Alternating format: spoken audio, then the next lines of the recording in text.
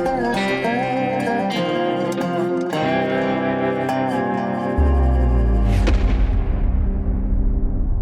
good morning, gentlemen. Several have asked me about the World Congress of Families, which was mentioned in my intro yesterday, of which I was a co-founder, and asked how that might fit into this conference subject. So I want to take a few minutes to explain.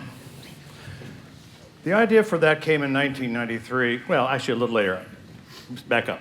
In 1993, I received a letter from Anatoly Antonov, a professor of demography in Russia at Moscow Lomonosov State University. He was also chairman of the sociology department. That school, Lomonosov, is the Harvard of Russia. In 1988 to 1991, as communism unraveled in Russia and elsewhere in Eastern Europe, there were demographic consequences. The birth rate, which had actually held up fairly well through the communist period, except when Stalin killed everybody, but that wasn't so good. But it otherwise held up pretty well, but as communism unraveled, so did the birth rate. It tumbled to one of the lowest levels ever seen on Earth up to that time. Marriage systems were crumbling in Russia as well. And demographers like Antonov, a good man, actually a conservative in a way, were trying to figure out what to do about it.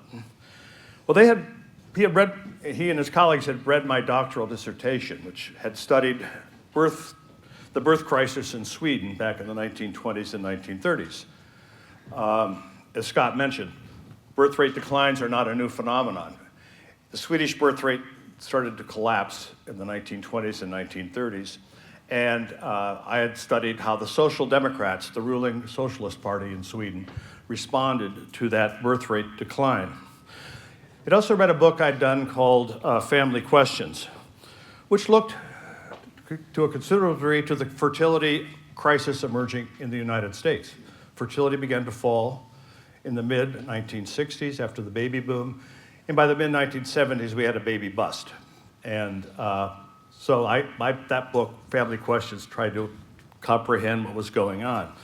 So anyway, Antonov liked what I had written, thought maybe there was something there to learn for Russia. So he invited me to come over and spend a week in Moscow, meeting with him and his colleagues and others to discuss demography and fertility decline. So I finally got there in January of 1995, incredibly cold. Oh my goodness, it was cold. Nothing was working. Russia was really falling apart. I was staying in faculty housing at the university. That was a 6th floor apartment. The elevators were all busted, so I had to walk up and down every time going to my faculty apartment, which a lot of cockroaches, nothing worked. It was pretty bad. But that was Russia in the mid-1990s. Anyway, we had a great conversation. We came up with some plans for collaboration and working together. One of which was I agreed that I would try to organize a World Congress of Families to discuss something very specific, comparing and contrasting the fertility and family crisis in Russia and Eastern Europe with the fertility and family crisis in the West, in Western Europe, United States, Canada, Australia, and New Zealand. I was just going to look at comparing and contrasting. Was it the same cause? Was it the same problem? Or were there differences coming out of communism? Did that have something to do with Russia's problem that was unique? So anyway, we finally held our first Congress, 1997. We held it in Prague, the Czech Republic. 700 people showed up, much to my surprise. I was hoping for maybe 100 or 200, but we had 700 there. And the event right away took on a life of its own. Went beyond the subject we had come to meet about. The United Nations at that time, together with the predecessor to the European Union, those international things were becoming stridently anti-family. At the same time, the Clinton administration was becoming stridently anti-family. That was Hillary Clinton's influence. So suddenly, there was an international cabal that was decidedly anti-family and anti-fertility.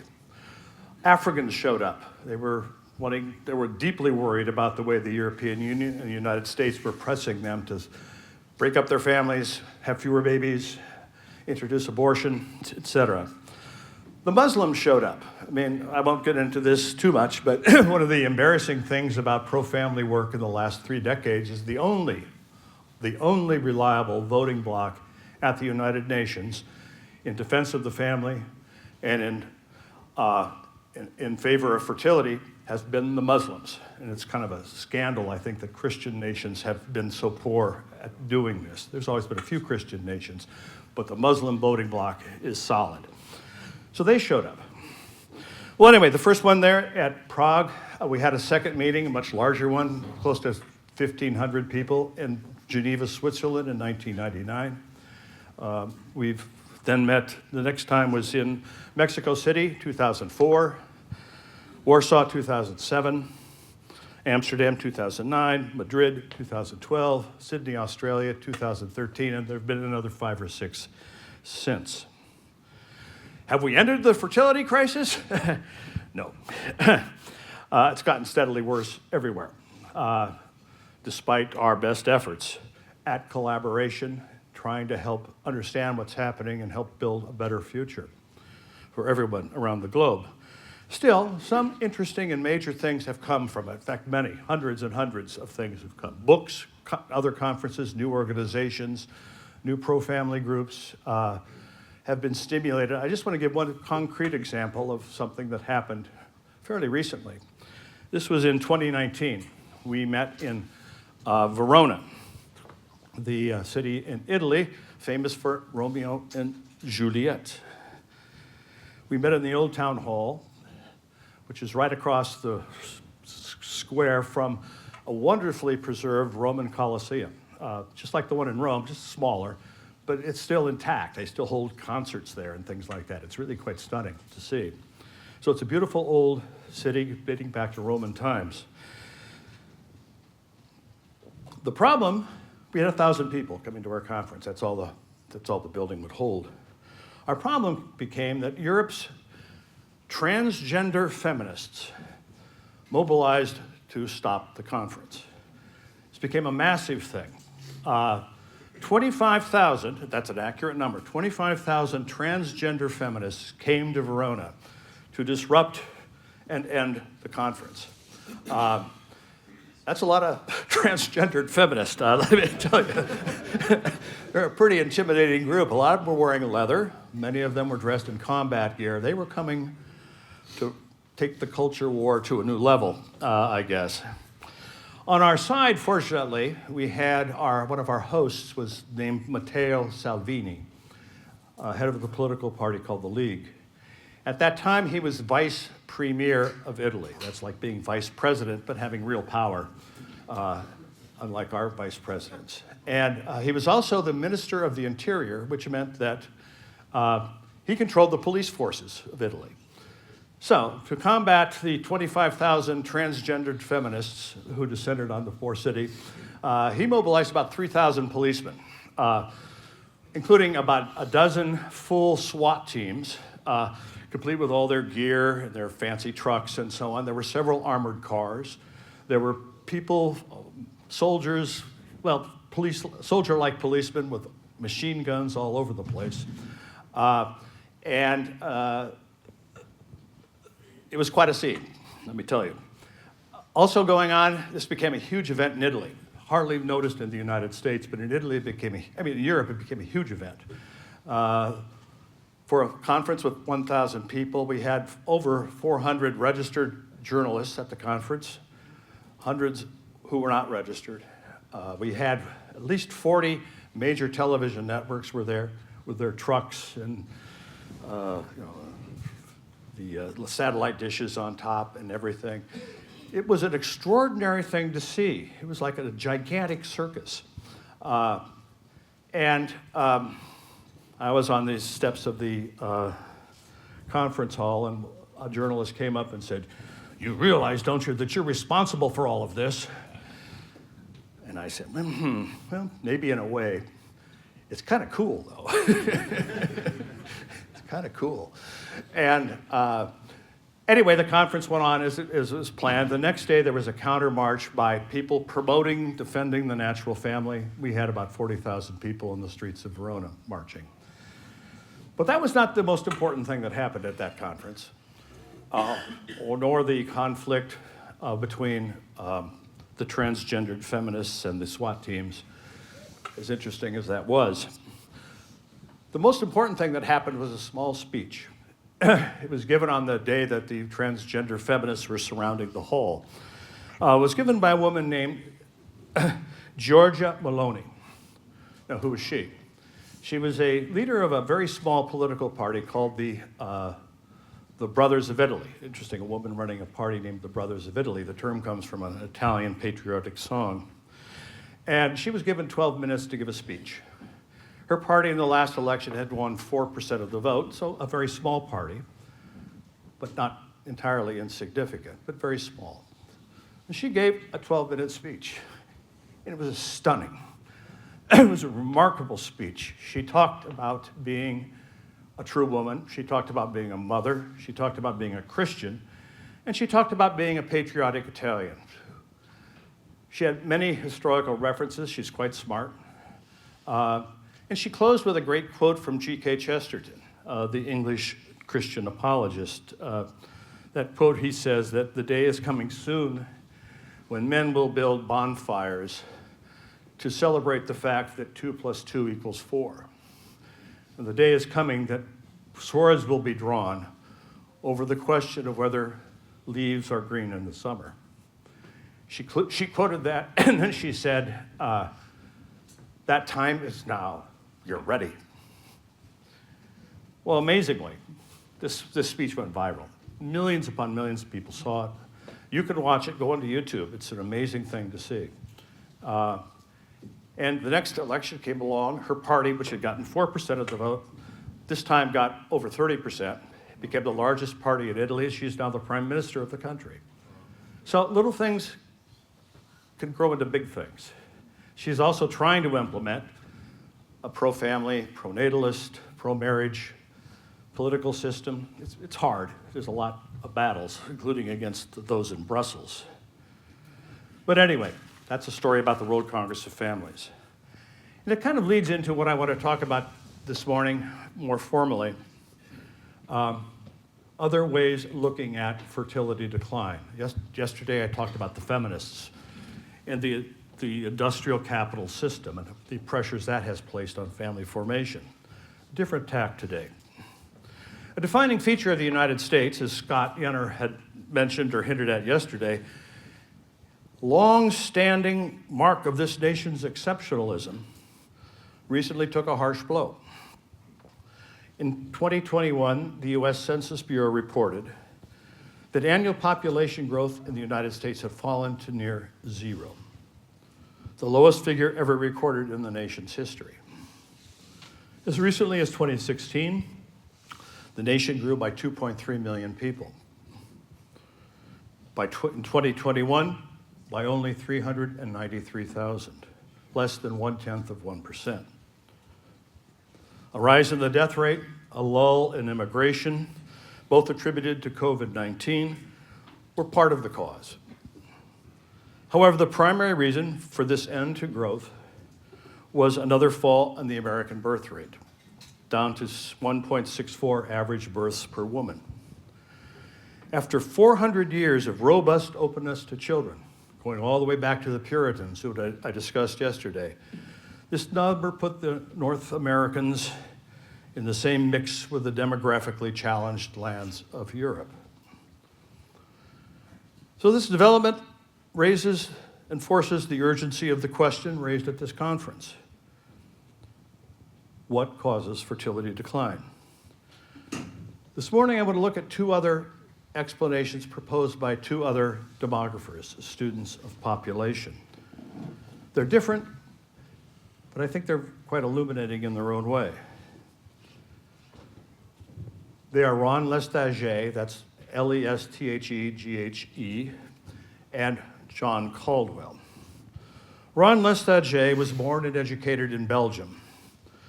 His doctoral dissertation appeared in English translation in 1977, with the title The Decline of Belgian Fertility, 1800 to 1970.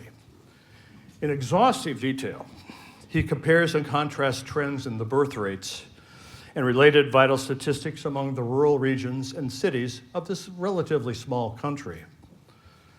As anticipated, he shows the link that I described yesterday between the emergence of industrial capitalism, a more frenetic urbanism, the rise of big cities, and the turn of both men and women to employment outside the home, with fewer children born per couple. As he summarizes, this is a kind of fancy language, but the metamorphosis, the change of the economic basis and of the occupational structure must have accounted for a substantial part of the increasing motivation to limit fertility. However, Lessager's major conclusion is that the most important cause of the falling Belgian birth rate was actually in the realm of ideas, not economics. Specifically, it was a growing rejection of religious belief, sometimes called secularization, that best explains the Belgian turn from a natural family level of 7 or 8 births per woman in 1800 to an average of only 2 by 1970. As he writes, secularization is the most powerful variable at the outset of fertility decline and the one with the longest lasting effect and the highest degree of persistence. The secularization factor, Lessager continues, brought the fertility of couples within the framework of rational calculation, reduced traditional religious and ethical constraints towards both the practice and methods of contraception, and intensified the social and economic effects of modern industrial life. In Lessager's view, both birth control and secularization proved to be a powerful interacting mix, an explanation that held for other once Christian lands in Europe and beyond. On a more positive note, it also appeared to him at the time that the European peoples had settled into a stable new pattern featuring fairly widespread marriage, stable breadwinner housewife homes, at least replacement level fertility of about 2 births per family, and life expectancies above 70 years, a tolerable system. Even socialist and liberal parties continued to see, this is in 1975, continued to see the married couple family as the foundation of social order and the favored subject of public policy. Most laws favored the married couple family. After 1970, though, this explanation for a single demographic transition from high fertility to low fertility and a new stability, that began to falter. Baby busts emerged, with fertility declining well below an average of 2 births per woman. Marriages were postponed or completely forgotten, and increasingly replaced by cohabitation outside of marriage. Voluntary singlehood, voluntary childlessness soared in popularity. Among the births that did occur, a growing proportion were outside of marriage. Meanwhile, the roles of male breadwinner and female homemaker fell out of favor in both culture and law. He joined with the Dutch scholar Dirk van de Ka to craft an expanded theory of fertility decline to try to explain this. Labeled the second demographic transition, this approach gives still greater emphasis to the role of ideas in altering behavior. The authors draw on the work of Abraham Maslow, who described a shift in values away from matters of survival, of security, and human solidarity toward the new values of individual self-realization, of personal recognition, expressive work, and educational values. That's what Maslow said was the new order of ideas. And these ideas found political and cultural expression in the 3 revolutions associated with the 1960s. The contraception revolution, the sexual revolution, and the feminist revolution. The new openness to contraception shattered remaining bonds between sex and procreation. The sexual revolution mocked fidelity, chastity, and heteronormativity. What a great word, heteronormativity, that's men and women. Like men and women get married, that's heteronormativity. And feminism denied gender complementarity within marriage. In their wake, family systems disintegrated, and children seemed to vanish. For a time, some demographers anticipated that advances in gender equality, especially if and when men took on greater domestic roles, that this would encourage women to have more babies and restore at least a replacement level fertility.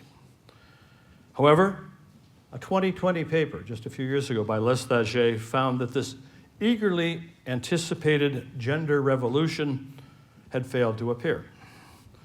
Instead, fertility remained at sub-replacement levels, even in the Scandinavian lands, Sweden, Norway, and so on, despite their, quote, more advanced position on the gender revolution scale. Indeed, between 2009 and 2019, fertility in these nations had fallen for all female cohorts, all female groups under the age of 35, something never before seen. In Finland, the fertility rate declined to 1.49, the lowest number ever recorded in the Nordic lands. Lesage attributed this to the continued influence of ideas unleashed during the 1960s, evidenced especially in mounting levels of lifelong voluntary childlessness. Now, an alternate explanation of fertility decline comes from the Australian demographer John C. Caldwell. He too looks to ideas for cause, but of a very different sort. He built his argument on a thorough review of demographic trends in both the developed lands, that is in Western Europe, North America, and Australia, New Zealand, and the developing worlds, that's the worlds of Central Asia and Africa. His conclusion is simple and clear, and I quote here, "The primary determinant of the modern fall in births is the effect of mass state education on the family economy. Compulsory government schools reverse the direction of wealth flow and alter authority structures between generations." Caldwell notes that family-centered production found in pre-industrial location relies on a framework of what he calls family morality, which expects children to work hard, to demand little, and to respect authority, the authority of the old.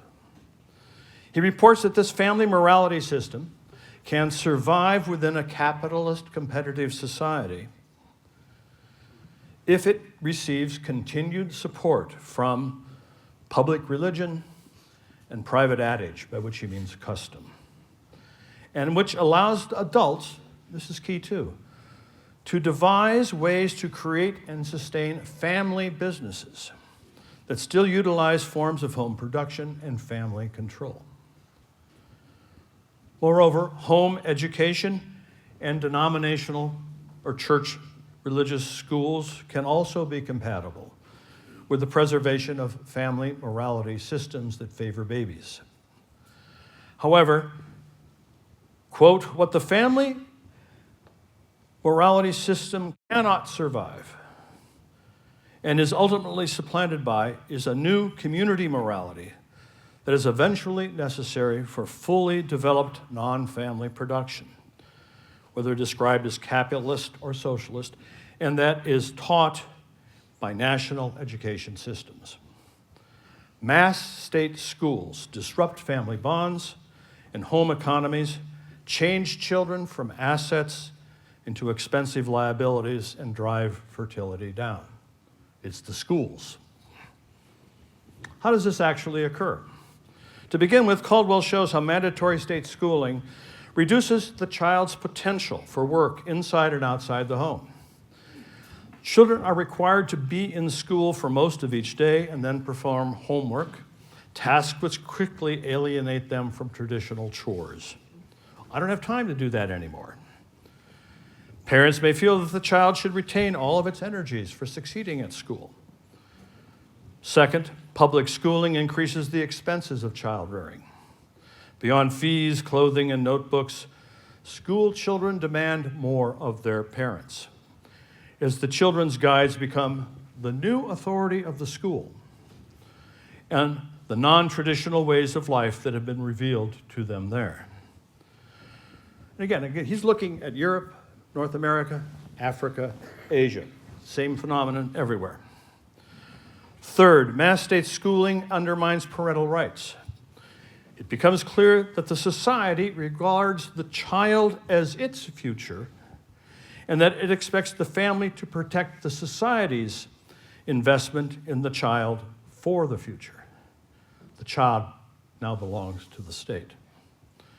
Indeed, strong child protection laws, so-called, commonly appear during the early years of universal state schools. Fourth, state schooling speeds up cultural change and creates new cultures, be they, say, westernized forms of music in Africa or transgender regimes in contemporary Europe. And finally, state schools denigrate and crush local customs and economies in favor of a globalized economic order. More expansively, more broadly, Caldwell's theory shows how compulsory state school attendance is an aspect of a larger social, cultural, and legal shift in the treatment of children. He explains, again, I should emphasize, he's not known as a conservative. He's just, I think, a good scholar. Governments have always been in competition with the family for loyalty. State officials see their schools as the chief instruments for teaching citizenship, for going over the heads of patriarchs and appealing directly to the children. Regarding the consequences for fertility, Caldwell is clear. Quote, "No society can sustain stable high fertility beyond 2 generations of mass schooling." A few decades ago, 2 American sociologists tested the Caldwell thesis. They examined the fertility of white women in the Plains states of Nebraska, Kansas, and the 2 Dakotas between 1870 and 1900. They were able to analyze total fertility rates within school districts. They also came across a fairly remarkable index on the spread of public schooling in those states, which had been put together in 1920 by a public school enthusiast. And they ran their correlations. What was the relationship between the spread of schooling and fertility? The result was an almost perfect correlation. Specifically, they found a correlation figure of 0.92. Now, those of you who know statistics realize that a 1.0 correlation figure is perfect. You never see that. If you come up with that number, there's something wrong with what you're investigating. You almost never see a correlation figure above 0.7. It's rare. This, in an honest piece of research, found a correlation between fertility decline and the spread of public schooling of 0.92. More specifically, or looked at another way, they found that each additional month that a child spent in school reduced his family size by 1/4 of a child. A child with 9 months of state schooling came from a family of 5.3 children. A child with 0 months in public schooling came from a family of 7.5 children. Every 4 months of schooling consumed a potential child in the family. I think it's a great study. State schooling's war against family bonds and fertility took on a different form in the lands once colonized by the Europeans. It's summarized by the scholar Augusto Del Noce. Colonization, he's looking now European colonies in Africa, Asia, and the Pacific. Colonization can be achieved by only one method: by uprooting a people from its traditions. Europeans have a long history of extensively practicing this method, which took new forms even as decolonization was supposedly occurring. Caldwell reports that modernist missionaries, colonial administrators, imported legal codes, and colonial schoolmasters had aggressively assaulted the family morality systems of indigenous peoples around the globe. More recently, international aid programs, especially the family planning ones, have assumed and taught and sought to impose the low fertility Western family model on developing lands. For example, and this relates to the rise of the World Congress of Families, the United Nations statements for the 1975 International Women's Year and the 1979 International Year of the Child made no concessions to family relationships that were not contemporary. Caldwell concludes, the West has exported a view of life and a secular skepticism of religion in traditional ways and ethics that has powerfully catalyzed its direct teachings on family change. Well, Lestagé's emphasis on self-actualizing individualism and Caldwell's emphasis on mass state schooling as the respective causes of sub-replacement fertility, these have now powerfully converged. Governments in Western Europe, North America, and Australia and New Zealand are again using their schools to subvert natural family life. This time, the specific subjects operate under, for example, the LGBTQ label, plus other non-heterosexual forms.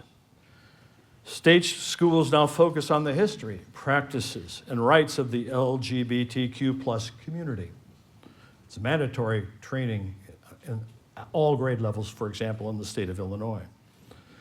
The same schools denigrate or ridicule the procreative family, directly or by implication. And this perfect consummation of the contraceptive, sexual, and feminist revolutions has one overarching quality: sterility. Children rarely appear. This provides an answer to the new demographic mystery found with peculiar strength here in the United States. As Scott Yenor mentioned yesterday, prior to the Great Recession of 2008, the United States, alone among Western nations, still recorded a fertility rate at or near the replacement level of 2.1. It was another example of American exceptionalism on fertility. We were still at least the replacement level when no one else was in the West. When that number subsequently fell after 2008, scholars deemed economic stress as the cause and expected that the birth rate would recover with the return of economic growth after the recession was over. But it did not. Instead, the decline accelerated. As one research team glumly concluded, they could find no specific policies or economic factors that can explain the depth of that decline and the way it extended through the entire business cycle up through the arrival of the COVID-19 pandemic recession of 2020. Well, the reason should be obvious. The ideological war conducted by state school leaders and teachers on procreative families is having consequences. The revolutions of the 1960s are, in effect, consuming the children that might have been born. The result points towards a third demographic transition. This one perhaps best described as an extinction event in slow motion. So what can we do? Are there legal changes and public policies that could set things right? Well, I turn to some history here. There once were such policies to support, for example, the family wage system and the birth of children, implemented especially during the early decades of the 20th century. For example, federal funds for home economics and rural vocational training began to be dispatched after 1920 directly to school districts. Girls would take courses, mandatory courses in sewing, cooking, gardening, childcare. Boys would take mandatory courses in basic carpentry, farming, and mechanical skills. Emergency relief during the Great Depression of the 1930s also reflected the family wage model, which I described yesterday. In the Civilian Conservation Corps, for example, young men received $1 a day for their work, young women, 50 cents. And the Works Progress Administration, a major New Deal project to put the unemployed to work, men commonly did things like build shelters and parks and so on. The women commonly were put into sewing rooms where they repaired used clothing. And the WPA women all took mandatory courses in home economics, childcare, sewing, cooking, and so on. The Social Security amendments of 1939 were strongly familial and made the emerging American welfare state for about 3 or 4 decades strongly familial, strongly pro-family. It didn't last, but it was for a while. They established survivor benefits for women and children, fairly generous ones, for men who were covered by Social Security, for their families. It also created a generous homemaker's pension for the first time, something that an eligible man could bestow upon his wife, would not go and was not allowed to work the other way around. Federal intervention into the housing market and into housing policy also reinforced the family wage system. Special support going at least indirectly to families raising children. For example, underwriting guidelines for federal insured mortgages, VA and FHA mortgages, specified that only a husband's salary or wage could be used to calculate eligibility for a loan. A wife's income, no matter how large it was, would not be counted. Now, this actually helped to keep housing prices more affordable, the way it worked out. Finally, just as another example, tax policy also swung in favor of married couples with children. Income splitting, I won't go into the technicalities, but something called income splitting became the law of the land in the Tax Reform Act of 1948. It strongly favored the one-income, father-headed family with a homemaking wife. A wife at home became a pretty impressive tax shelter. Interesting way to look at her. The same measure also stabilized the personal exemption for each child at $1,000. Now, with median family income about $3,000 a year, a $1,000 child deduction was a pretty generous and healthy number. Did these policies make a difference? Well, I think so in the aggregate. Certainly in terms of encouraging stable marriages, in terms of discouraging divorce to some degree, and in terms of reinforcing the breadwinner, homemaker, family model, and also of welcoming at least a decent number of children. Certainly the marriage boom of the 1940 to 1970 period and the baby boom of those same years, I think were reinforced by good policy. Did they raise fertility beyond where it would have been otherwise? Hard to say. In fact, there is at least one counterexample, which I find pretty intriguing. This is regarding the baby boom, which in some ways was a distinctly Catholic, Roman Catholic phenomenon. Specifically, among Protestants families, in 1950, there were 11% of Protestant families had 4 or more children. By 1965, that number was still 11%. The baby boom for Protestants meant mainly catching up on births deferred during the war, during World War II, and by the Great Depression.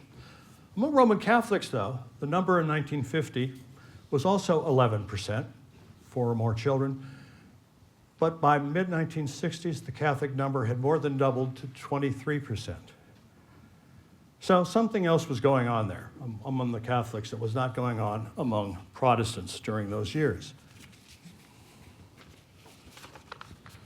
Even so, I still support at least one related initiative. Again, this gets a little personal again. Since the 1980s, the mid-1980s, I have favored the creation and increase of the child tax credit.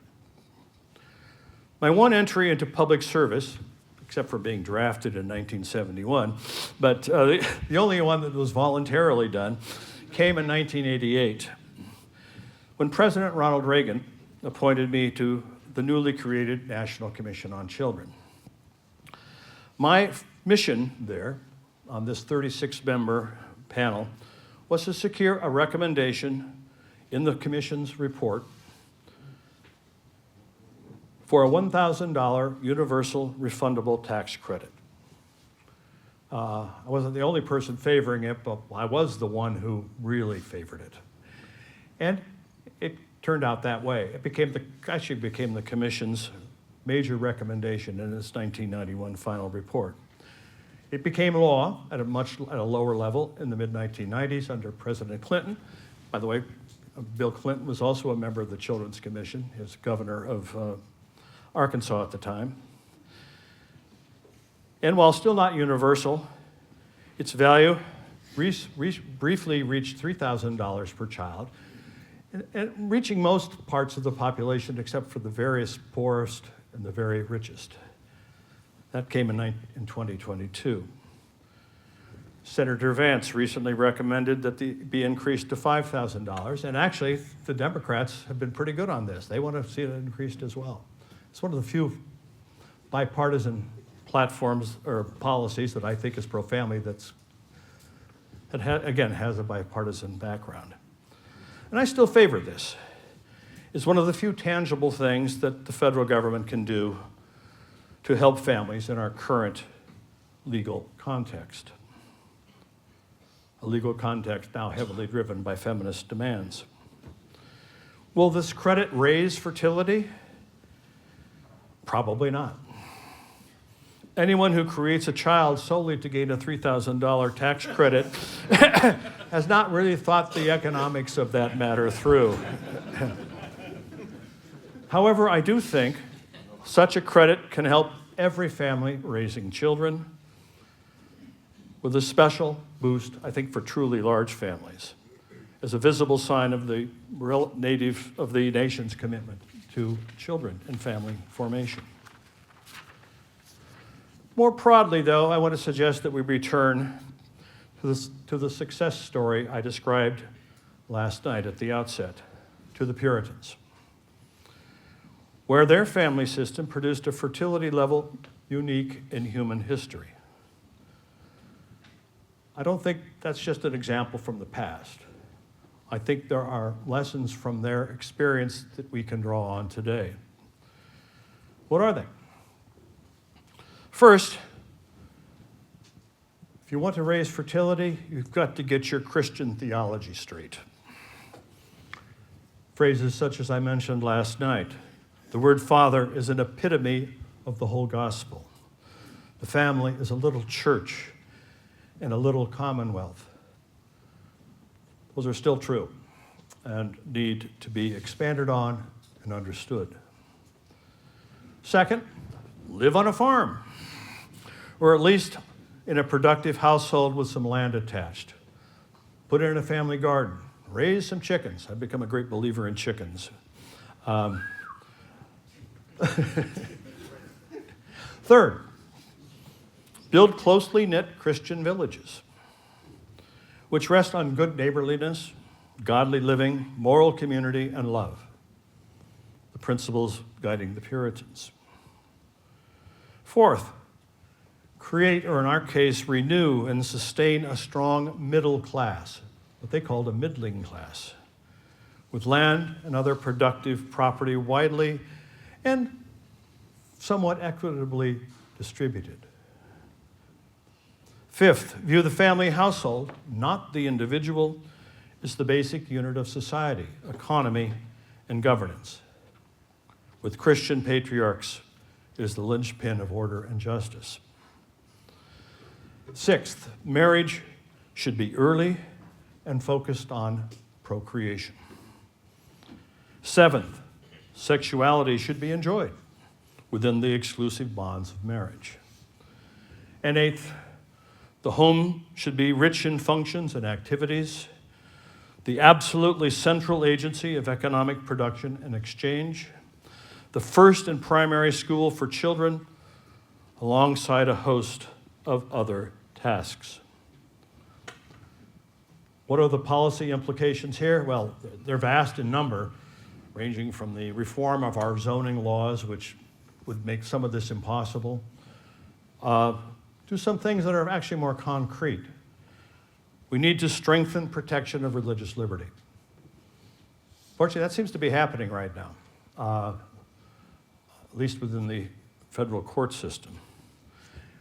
What isn't happening, but which we do need, is a much stronger commitment to parental rights. They're perilously weak at this point, but that's another policy implication. Parental rights need to be strengthened. I will end, as I began yesterday, with some good news. Perhaps a new family-centered economy is actually emerging, without us being quite aware of it. Just this past Tuesday, the Wall Street Journal, of all places, carried an article entitled, "In Amish Country, Millennials Prosper."